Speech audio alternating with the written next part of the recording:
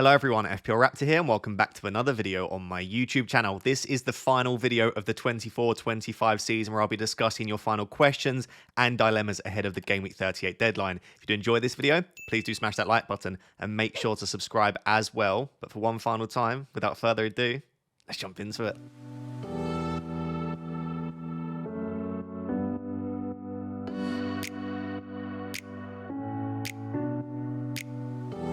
So guys, I know I've been incredibly soppy all week, but as this is the final video, and don't worry, there will be a deadline stream on Sunday, but the final video of the season, one final massive thank you for all of the support this season. I'm so grateful that so many of you on a regular basis waste your time spending time with me and watching my videos. So I really do appreciate it from the bottom of my heart, and hopefully you join me again next season for more emotional turmoil and hopefully some enjoyment as well from the game. But yeah, a massive thank you. But we've still got one video left to do, which is this one right now.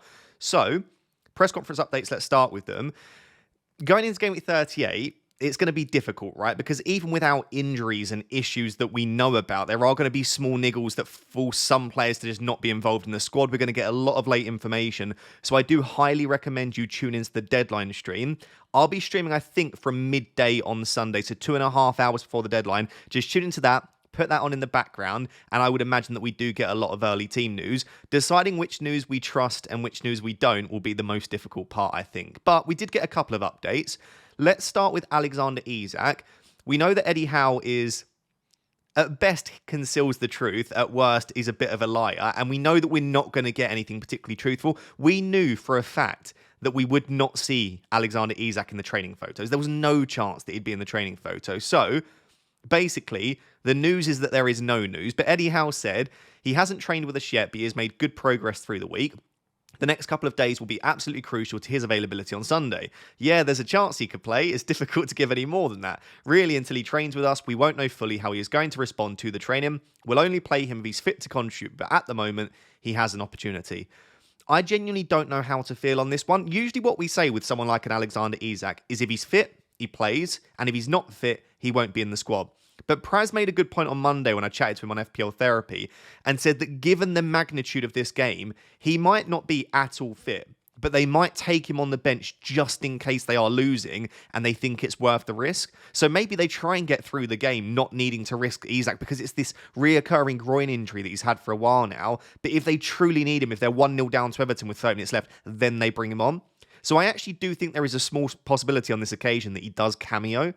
It's a really difficult one because, in all honesty, we're just guessing. No one has a genuine idea because if they did, you'd be a bit of a genius and you'd be able to report that. But my gut feeling right now tells me that he probably plays, but he probably doesn't get anywhere close to 90. I think as soon as Newcastle go 1 or 2 up, Isak leaves the pitch because, yes, they have the summer to recover, but they don't want Isak spending his summer having a bigger issue with that groin than he needs to have. So yeah, I think he probably starts, but probably only gets 60.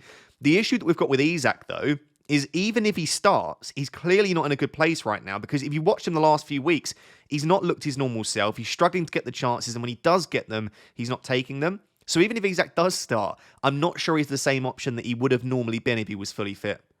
So I don't hate the idea of selling Isak, but I certainly think if you've got bigger issues in your team, you could just keep him and hope.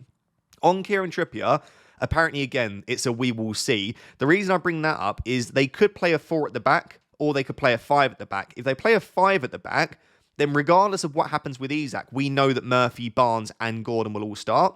If they play a 4 at the back, and Isak starts, or they choose Callum Wilson, only 2 of Murphy, Barnes, Gordon can start. So I do think there's a little bit of risk here. But it's just one of those that unless you feel like you can accurately predict whether it'll be a 4 or 5, I've seen some journalists and fans say they think they'll continue with the 5 at the back with Livramento and Murphy or Trippier at wing-back. Or some have suggested that because it's Everton, they don't really need the 3 centre-backs. They might go to more of a 4 at the back formation. So, again, I don't know on that. So, Eddie Howe, largely, we don't know. The next bit of news we were waiting for is actually Arne Slot, Trent Alexander-Arnold, and Bradley. I think some people were saying if they had the money, they could take a punt on Trent. Lots of people, like me, have Connor Bradley in their team and are wondering if they can start him. There are some fake quotes going around with Trent Alexander-Arnold that Slot said, he can leave, or we'll leave him out because he's leaving anyway. the quote is just wrong. Like, a couple of people started reporting it. Then I saw Fabrizio Romano reported it. I watched the entire press conference from Liverpool. He didn't say that. He said, considering Trent is leaving anyway, I can talk to you about the reason that Trent struggled at the start of the season and why he was in my office so much. Because he commented on the fact that at the start of the season, Trent was in his office a lot. So he didn't say anything about leaving him out or letting him leave. He literally just said, because he's leaving, I'll give you some honest feedback. And he said it was because he wasn't trying hard enough in training. So yeah, there was no comment really from Slot about whether he'd start Bradley or start Trent. And then when he was pushed, he said he hasn't decided yet whether he'll give game time to Trent on Sunday. My gut feeling, if you look at what you see from the fans and you look at the reading between the lines with Arne Slot, I do think Connor Bradley probably starts this. However, he did say that Trent Alexander-Arnold is a human being and he's got a good relationship with him. We also saw on Robertson's Instagram, Trent commented one last dance on Robertson's Instagram. So there is still part of me which thinks maybe Slot will ignore all the noise and just think, give Trent that last home game and hope that he gets a largely positive reception. If you speak to Liverpool fans, they say it's literally impossible that Trent starts. I don't think it's that clear-cut. At the moment, Bradley's in my starting 11, but I do think there is some doubt associated with that. The next two bits of information were actually around Arsenal and Bournemouth. So both teams were asked kind of about motivation. Because if you look at Arsenal, they're playing Southampton. Bournemouth are playing Leicester. Those are the two fixtures you want to target. But we know that both teams have nothing to play for. Arsenal have basically wrapped up second unless they lose badly to Southampton and City beat Fulham by like 5 or 6 goals. And Bournemouth can't get 8th place anymore. So we were worried a little bit about rotation, but both managers kind of put that to bed slightly in the press conference. So Arteta said, there's motivation because you want to have as many points as possible. You are always here representing this club to win and to play in the manner that we want to do. We still want to achieve the best defensive record, the Golden Glove for David Raya. So we know that David Raya is joint with Sells. I think it's 13 clean sheets. So if he gets a clean sheet and Sells doesn't, he'll get the Golden Glove. So we know that they'll go for it defensively. And he also said that they want to respect the competition after this, that this is a test and they still want to pass that test. So I do think Arsenal will go medium to full strength. I don't think we're going to see a completely rotated 11, but you just don't know if there are certain players that have small niggles or they just might share the minutes. Could you see Martinelli getting 55 and then Trossard coming on after that? Or could you see Saka coming off in the 60th minute for Nwaneri?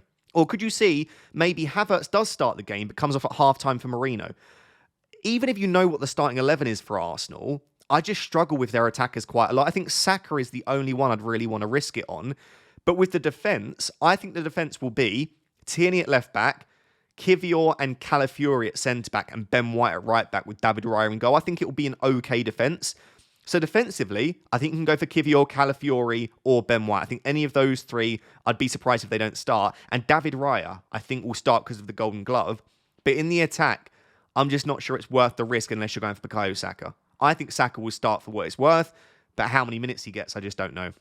A couple of other bits of news. João Pedro will not be in the squad for Gameweek 38 due to disciplinary reasons. Apparently he had an altercation with Jean-Paul Van Hecke.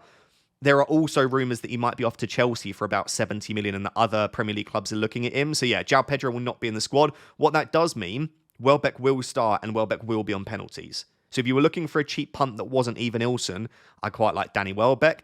Branthwaite and Tarkowski both confirmed out for Game Week 38. This then brings us back to Alexander Isak. If Isak's fit, or fit enough to start, I know he's not in his best place right now, but Branthwaite and Tarkowski both being out. I also think this really makes the likes of Fabian Schär and Dan Burn better options because they're not a small team still without those two, but who is going to command the sort of box from corners and set pieces? No Branthwaite, no Tarkowski makes them very susceptible to conceding from set pieces. So yeah, Dan Burn, Fabian Schär, they're really nice options, maybe slightly better than Livramento. And then finally, Strand Larsen is a doubt going into Game Week 38. He hasn't been ruled out. They said they'd see in training on Saturday. But the reason that I bring that up is a lot of people have Matheus Cunha and they're wondering whether they have to sell him. I think as a result, there is a small chance, or at least that maybe a reasonable chance, that Cunha starts with Strand Larsen being a doubt. I don't know if I'd want to take that risk, but again, if you've got loads of other issues or another transfer you'd rather make, you could keep Cunha. So there we go. I think the main stuff was around Isak and Bradley, Trent, and again, we don't really know, but it's nice to see that, according to the managers at least, Arsenal and Bournemouth probably won't rotate too much. Did I talk about Bournemouth? I don't think I even talked about Bournemouth. Iraola said it was very important for Bournemouth to finish in the top 10, and it would be a shame if they did not. I think I skipped past that. Essentially, Bournemouth saying a very similar thing, that they're going to go out there and try and put on a performance. Also, Bournemouth are playing at home as well, of course. So I do think Semenyo, even Ilson, will be very good for minutes. Kluivert, on the other hand, Kluivert's a bit of a worry, because he's got back-to-back 45 minutes. I actually spoke to Brad Curry, who's a massive Bournemouth fan, FPL Schofield on Twitter. I had him on FPL Therapy earlier on in the season, and he said that he wouldn't be surprised if Kluivert gets really reduced minutes once again. So I think if I had Kluivert, I'd definitely start him. Even Ilson Semenyo will be slightly safer for minutes, but this does suggest to me that Bournemouth will go full strength. I think Kluivert will start. I'd be very surprised if even Ilson and Semenyo don't. That's now everything. Let's move on to discussing some of the other questions like benching and captaincy. So discussing those final benching decisions, I always say trust your gut feeling, and for the rest of time that I create content, however long that may be, and hopefully for a little while longer, I will always say trust your gut feeling with benching decisions. So there is nothing new there, but I think specifically in Gameweek 38, it has to come down to ownership a lot of the time, and also what is happening in your mini leagues. So for example, let's say first in your mini league has Rodgers but not Marmoush, and you are 15 points behind. What are you gaining by starting Rodgers? You might protect yourself from losing points, but if Rodgers and Marmoush in your head is relatively close, well, you might as well just start Marmoush at that point if your mini league rival doesn't have him. Equally, ownership-wise, let's say Cunha and Rodgers. I've got them right next to each other. Rodgers will be about 70% effective ownership in top 100k. Cunha is down at like 15-20%. In that case, you might as well start Cunha. So I still think you should make decisions to try and get you the most points. If you've got like Sarr and Mbeumo, yeah, and Burmo's ownership is significantly higher than Sarr's, but for me, that's not even a close decision. So in that case, maybe start the higher end asset. But I think if you're narrowing it down to two options that look relatively close, I think you need to take into account where you are in your mini leagues and also what the ownership of those players are. In terms of the key decisions for a lot of people, Morgan Rodgers is one of those players where it never feels great benching him because he often gets points when you bench him. But if I'm to look at this objectively, his underlying data is always average at best. I do think from a goal threat perspective, he's better through the centre or off the left, and he's playing off the right at the moment.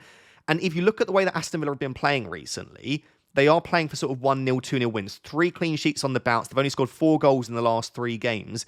And Man United aren't the terrible defence that people think we are. We're an awful attack, like a terrible, terrible attack. But defensively, we're 7th for XGC over the last 10. And that's taken into account rotation in the light of the Europa League as well. So I still think Rodgers, Watkins are great, by the way. But I know a lot of people like myself are really fretting over the idea of benching Rodgers. I don't think he's like an exceptional option this week, but I still think he's very good. Like a decision that a lot of people are choosing between right now is Eze versus Rodgers. I think I would start Eze because if I predict the way that these games are going to go, I think Liverpool Crystal Palace will be end-to-end. Eze's probably on penalties as well. Takes the odd set piece, especially given Wharton is going to be out. Rodgers doesn't have pens, doesn't have set pieces, and I think it'll be a slightly cagier affair.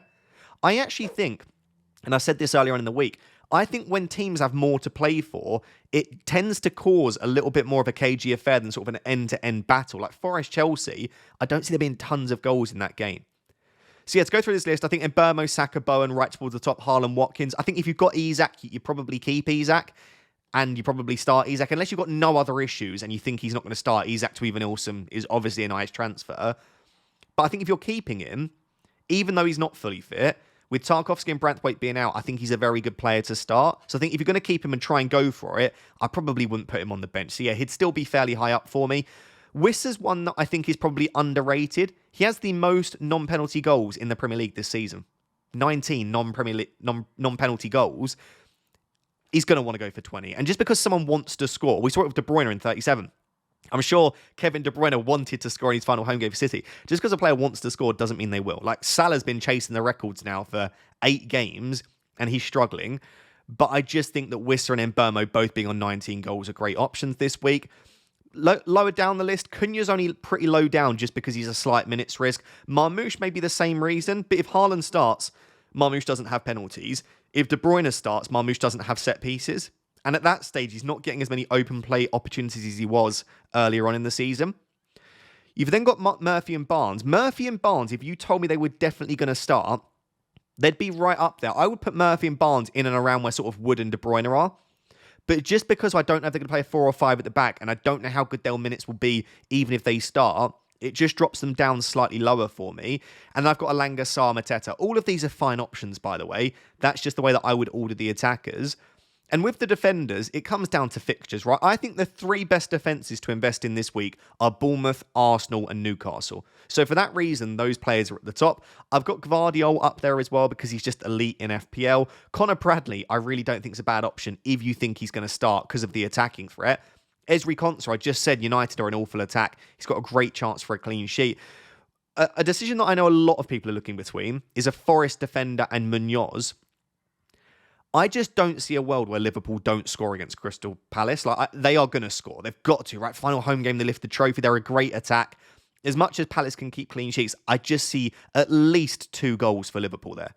So that means without the attacking return, Munoz has already dropped to 1 point. He loves a yellow card as well, by the way.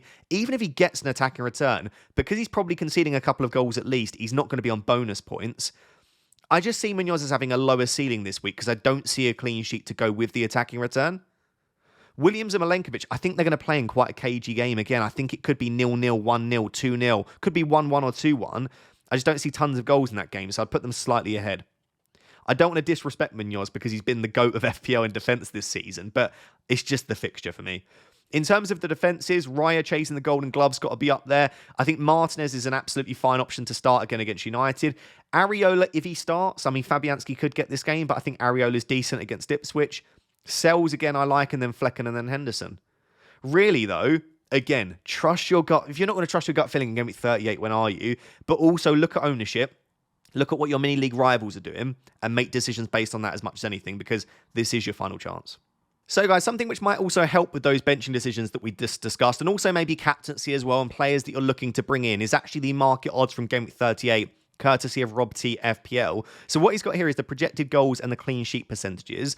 I use this throughout the season to help with my decision making, and the thresholds that I use is over 2 goals, projected goals, is pretty good. Like if a team's got over 2 projected goals, the bookies think they have a very good chance of sort of dominating that game and scoring goals. And I think over a 40% chance of a clean sheet is normally sort of that gold standard. That's a very good chance for a clean sheet. Teams very rarely, if at all, hit 50%. So yeah, 2 goals and 40%. So in terms of projected goals, Liverpool are the top team. And I can back this. Like when I look at this fixture, I think Liverpool score at least 2 or 3 goals in this game. No disrespect to Palace, of course, but just the nature of the game. The final home game at Anfield, they've not looked good recently, Liverpool. They're going to want to bounce back and finish the season in style. Crystal Palace are largely in celebration mode at the moment. They're going to be without Mark Gahey as well. Adam Wharton. I just look at that game and I just think, I reckon 4-5-2 to Liverpool if I had to predict right now. But the bookies actually have Liverpool at a 36% chance for a clean sheet. So maybe I'm slightly overrating the chance of Palace getting goals against Liverpool at Anfield. But regardless, Liverpool are a team expected to score lots of goals. Understandably so, then there's 3 teams just below on 2.4, which is Bournemouth, Newcastle and Arsenal. So if you are investing in attacks for this week, Liverpool, Bournemouth, Newcastle, Arsenal, you probably didn't need me to sit there and tell you that. Some other teams that are still creeping up and are relatively high. Brighton against Spurs is another game where, if we're thinking about goal fests, I could see there being tons of goals here. I really like Danny Welbeck as a punt, especially now João Pedro's confirmed out, because he's going to be on pens, as well as just wanting to finish the season in style. Brighton, no, if they get 8th, there is a chance if they get 8th that they get Europe. So they're going to want to go full strength as well. So yeah, I really like Brighton assets. Gruder, by the way, has been playing really well. The last game, he was exceptional. So you could even take a punt on one of the midfielders. Man City still relatively high, given they have everything to play for, and Fulham have nothing to play for. So they're still a team you could, if you've got De Bruyne or Marmoush, I don't mind selling a Marmoush to an Even Ilson or a De Bruyne to Bowen. Listen, I get it, but the odds suggest that they've got a good chance of scoring at least a couple of goals. Like if you look at Man City versus West Ham, if you're doing De Bruyne to Bowen, West Ham are expected to get slightly fewer goals than Man City. I think the difference with West Ham, though, being down at 1.85, Jared Bowen is involved in 58% of West Ham's goals this season in the Premier League. So if West Ham do score 2 goals, Jared Bowen, according to the data so far this season over a long sample size, is probably involved with either a goal or an assist in there. So yeah, I mean, there are tons of teams to look at in terms of projected goals. In terms of the clean sheets, it is a little bit lower because we probably expect fewer clean sheets than 38 and we do expect more goals. The 3 defences, as I said in the benching decisions section, Newcastle, Bournemouth, Arsenal. Bournemouth and Arsenal have the 2 best fixtures. Newcastle playing against an Everton team that have already had their Goodison send-off. They've got nothing to play for. It's at home. Newcastle, I think, are probably, as the odds suggest, the greatest chance you've got for a clean sheet this week. I do think that Aston Villa is slightly lower than I would have them. I'd have Villa at like 35%. Down at 28% feels quite low. The odds are from 3 days ago now, so maybe they'll update after the Europa League final. Maybe Villa will shoot up. I'm sure Rob will post an update on these graphics very soon, but they're still a decent defence to investing as well. So there we go. This sometimes just helps my decision making, like especially if I'm choosing between like starting two different goalkeepers. Like let's say you've got like Flecken or Henderson, right? Flecken up at 21%, Henderson 8%. Nice, easy decision. Do you know what I mean? So sometimes if you just want a more objective measure rather than trusting your gut feeling, if you think your gut feeling is not going to help you, then these odds here just give you more objective info on what's expected to happen in the games. So there we go. Benching covered, market odds covered. Let's have a bit of a chat about captaincy.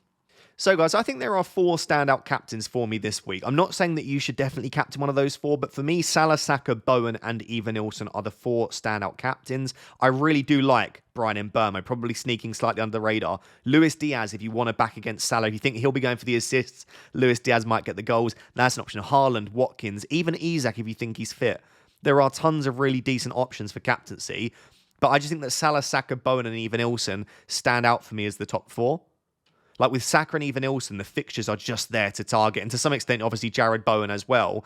And then on Mohamed Salah, we know he's chasing the records. He's playing at home. He's the best asset in Fantasy Premier League history and definitely this season. 14 times he's got more than 1 return in a single game. 2+ returns in a single game on 14 occasions. Like, I just think that those are the 4 options that I would be choosing between.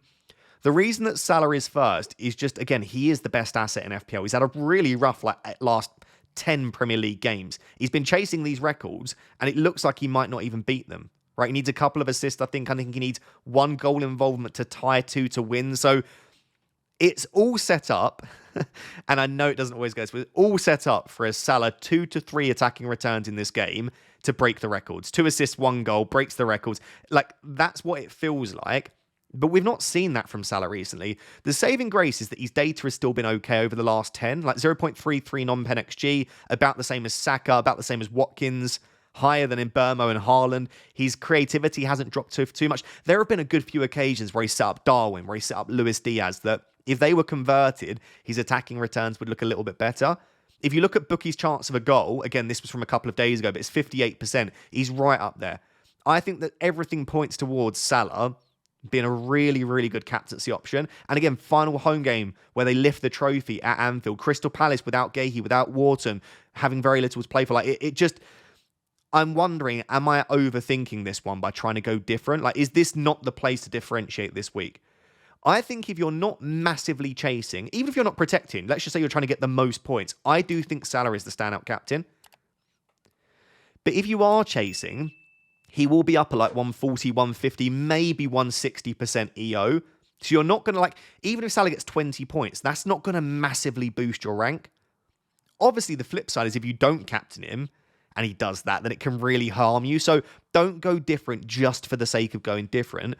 But 3 options that I also like that will just naturally be much lower percentage owned are Saka, Bowen, Evanilson, who on paper have the better fixtures. Like if you look at opponent XGC per 90 over the last 10, it's not comparable. Like 2.05 for Leicester, 1.96 and 1.98 for Southampton and Ipswich versus 1.3 for Crystal Palace. The data as well isn't much worse for any of them. Like Jared Bowen's probably got the weakest, but he's got very similar goal threat to Salah over the last 10. His creativity is still decent enough. If Paquetá's not on the pitch, he'll be on penalties. He takes some set pieces depending upon if Ward-Prowse is on the pitch. And this is a fun stat for you. If you want some Jared Bowen propaganda, Ipswich have conceded the most goals out of any team this season from right wingers. I think it was FPL Meerkat posted that on Twitter or X. So matchup-wise, it all suits Jared Bowen, so he's great. Saka, if he starts, Saka this season has been remarkable. People are pointing towards the lack of goals that he scored over like his last 12 starts or something like that. But the data is brilliant, like so creative, decent goal threat. Final home game against Southampton. Final game of the season against Southampton. If he starts, I would even argue that Saka could be slightly ahead of Salah. The reason that I've got him lower is I don't know that he starts at this stage. And even if he does, there is a chance that he comes off. Salah will play 90 minutes. There's no way Salah comes off. If he's still chasing the record, he won't bring him off. And if he's beat the record, well, at that stage, he's got at least 2+ attacking returns, so it doesn't matter. So I just don't see a world where Salah doesn't get 90, whereas I would be supremely surprised if Saka gets more than 80 minutes. Like, I'd be massive. Like, what is the point there in playing Saka for 80+ minutes? So that's the only reason he's lower. Eva Nilsson probably going under the radar as a captaincy option. Doesn't have penalties, doesn't have set pieces, but across the last 10 game weeks, Eva Nilsson has the best non-penalty XG in the league per 90, 0.61, the best out of any player. And he's playing against the worst defence. Eva Nilsson is elite this week. Like, if you need a forward, Eva Nilsson's that guy. And if you're looking for a differential captain, I think he'll be at like 50% effective ownership in the top 100k, which means if you captain him, you'll gain 150% of Eva Nilsson's points. I just prefer midfielders. Like, midfielder get an extra point for a goal, extra point for a clean sheet. I feel like they have to do less to get sort of those big scores. So I always prefer a midfielder, which is maybe the only reason that Salah, Saka and Bowen are ahead. Again, Brian Mbeumo's always great on 19 goals. Even Wissa, if you wanted to. Both of them chasing that 20-goal mark. I could see them doing very well. Luis Diaz is actually second in the league over the last 10 for non-penalty XG per 90, just behind Eva Nilsson. Look at Luis Diaz. Like, if I'm talking about who has the most impressive data on this list, it's Luis Diaz. If he starts, and again, if Salah is chasing the assist record mostly, which I think he is, Salah little cut back to Luis Diaz. Salah little cut back to Luis Diaz. He's got a brace already. And we know that Diaz isn't a bad finisher. It's just, again, the minutes. Like, if it's Gakpo and Diaz, maybe Jota comes on for Luis Diaz in the 60th minute. You just don't ever feel fully secure with those minutes. I have also put Haaland and Watkins on here, but for me, I just think there are better options. Since Haaland's come back and he's 4 starts, he's got 0.12 non-pen XG. Like, that is awful data. That's worse than a lot of centre-backs.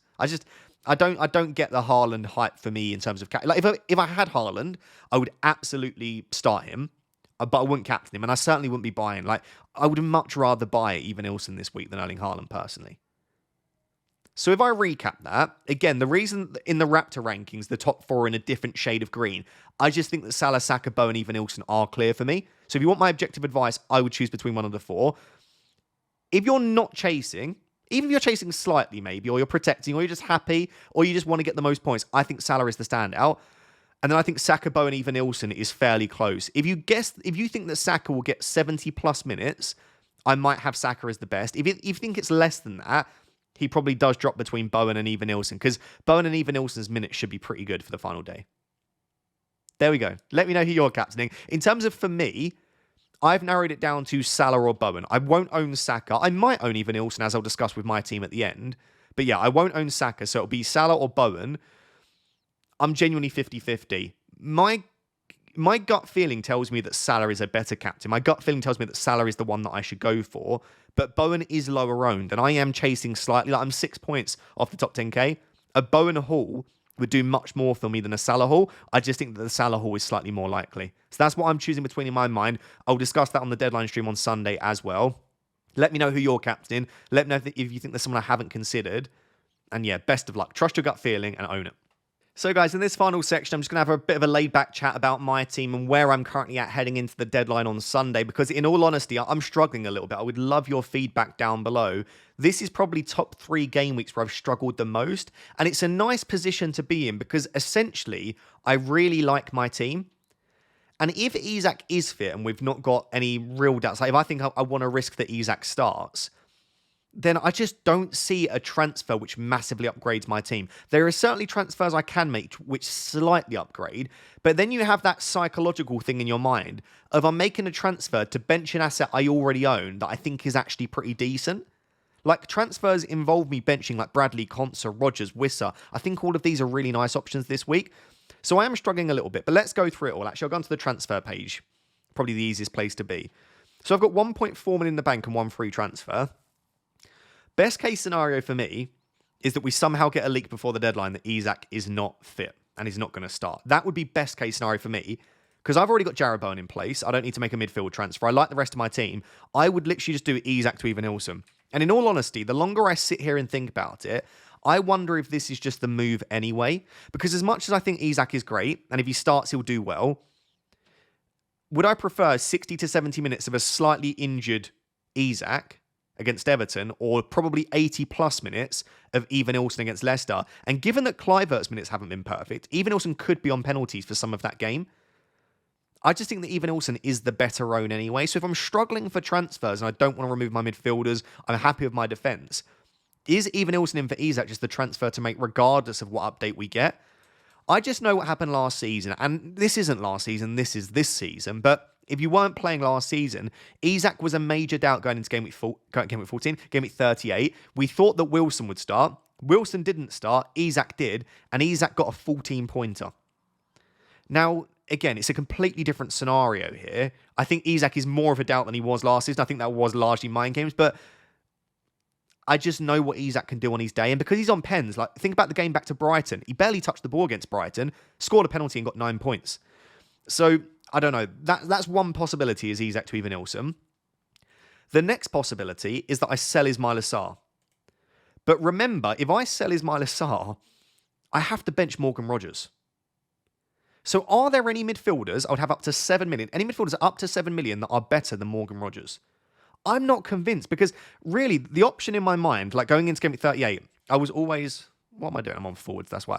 I was always planning on doing Kluivert in and benching Rogers. Because I think Kluivert, if you got 90, would be better. Kluivert's recent minutes are 71, 64, 45, 45. I think he starts, and I think he probably gets 60 plus minutes. But again, would I rather 90 minutes of Rogers or 60 of Kluivert? At that stage, I don't think there's that much in it. So you might say we'll go for Semenyo Ross. It's just a bit rubbish, isn't it? I mean, he was benched the other day, but his minutes tend to be good. But look at his XGI. 0.21, 0.25, 0.18, 0.23, 0.19, 0.06, 0.2, 0.09.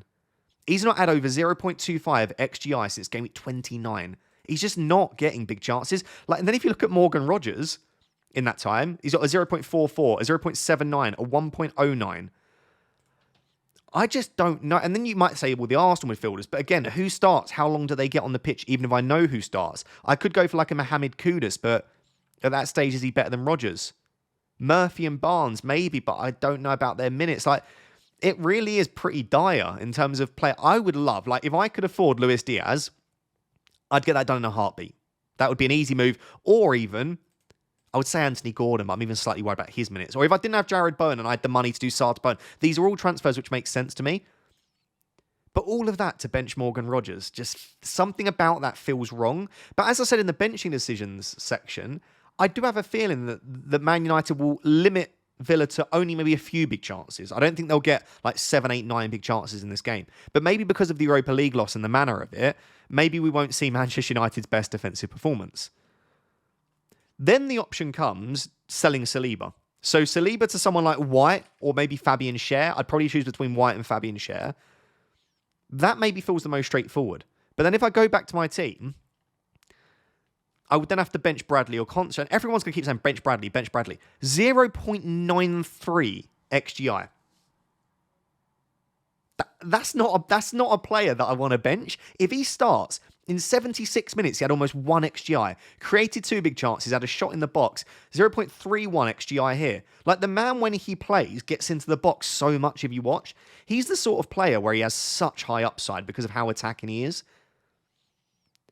So if I think he starts, I don't want to bench him. And then with Ezri Konsa, I suppose, ignoring this 15-pointer, of course, he has pretty low upside usually. It's 6, 7, 5, 6. But look at the amount of clean sheets that they've got. 7, 6, 7, 6, 5, 15. Against Man United, who can't attack. They can't score goals. We've seen that recently. Even the Europa League final, they couldn't put the ball in the back of the net.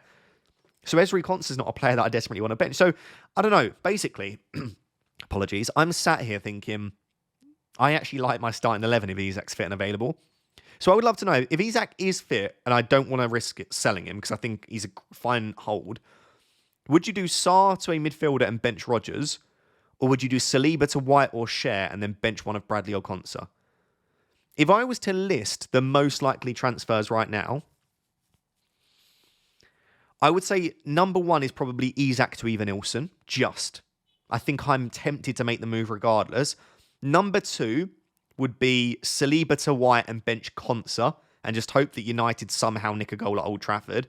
And yeah, start White. So it would be Bradley, Gvardiol, White as my back line. And then I think the third most likely, just because I don't think there are many midfielders better than Rodgers, is Sarr to a midfielder and bench Morgan Rodgers. There is a fourth option and maybe a fifth option. Might as well just talk through it all at this stage. Final video of the season and all that. The fourth option is sell Ismaila Sarr and then keep whoever I buy on the bench in case Isak misses out. So do something like Sarr to Semenyo, and if I don't feel comfortable starting Semenyo ahead of Rodgers, Semenyo first sub if Isak's not in the squad and we don't get news, it gives me a better first sub than Ismaila Sarr. So that's option 4. Option 5, someone, I can't remember who said it, sorry, on Twitter.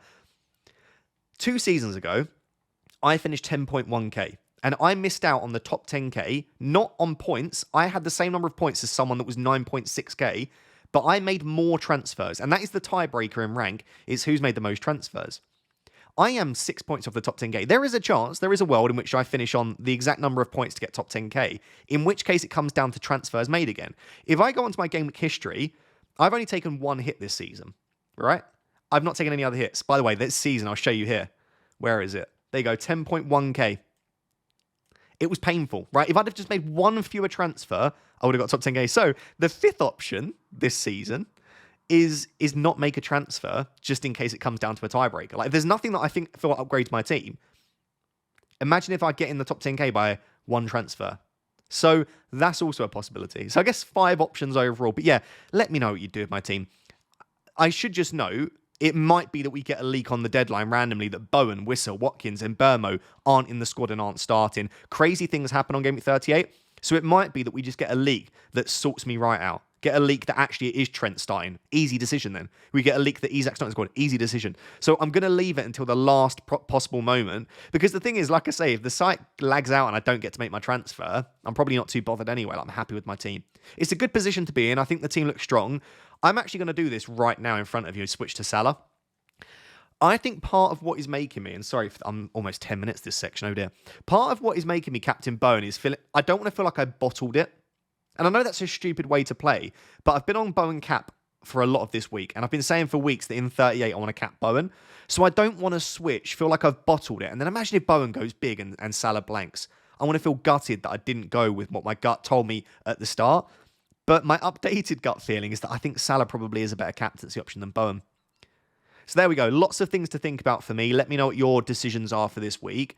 And yeah, one final time, let me know what you're doing, and thank you so much for the support this season. So guys, there you have it, the final video of the season, Gameweek38 deadline decisions for the 50th time this week. Thank you so much for the support. I truly appreciate it. If you have enjoyed the content throughout the season, do me a favor, drop one final like on this video. Let's go big and aim for 2,500 likes. If you're not subscribed, plenty more content coming in pre-season and next season. I will be back, don't worry. So make sure to subscribe for that. I'll see you on the deadline stream at midday on Sunday. But until next time, thank you very much. Bye-bye.